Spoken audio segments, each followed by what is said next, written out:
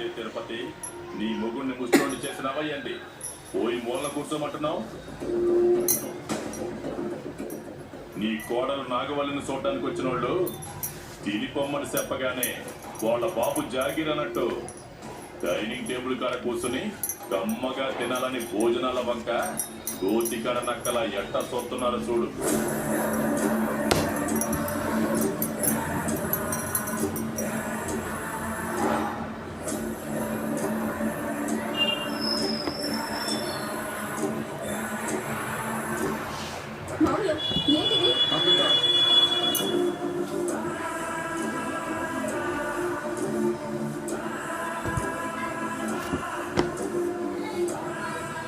నేనన్నది నిజమా కాదయ్యింది?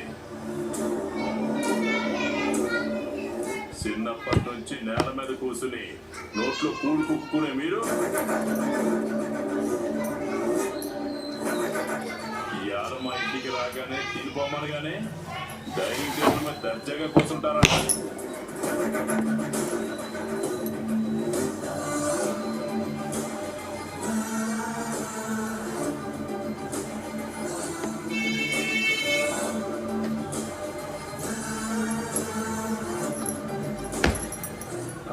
వాళ్ళ మొహాలు ఇలాంటి టేబుల్ ఎరగవు కదా నాన్న.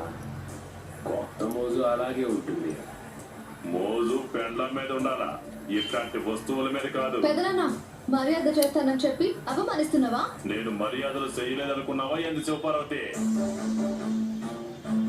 వచ్చినారు, మంచినీళ్ళు తాగినారు, భోజనాలు చేయమంటే సరే అని తల ఊపినారు.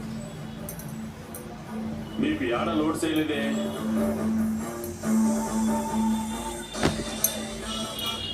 పాపం ఇందాక గంగ అన్నాడు కదా నాన్న, కింద కూర్చొని తినడం మేలని.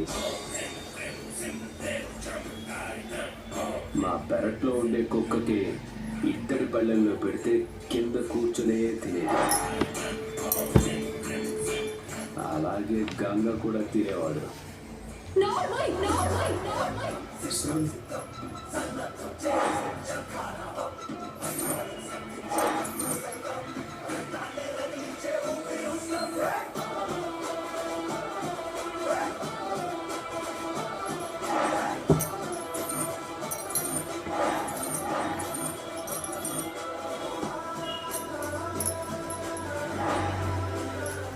మా అన్నయ్యని ఇంకొక్క మాట అన్నావంటే నిన్ను కొన్న నీ తల్లిదండ్రుల ముందే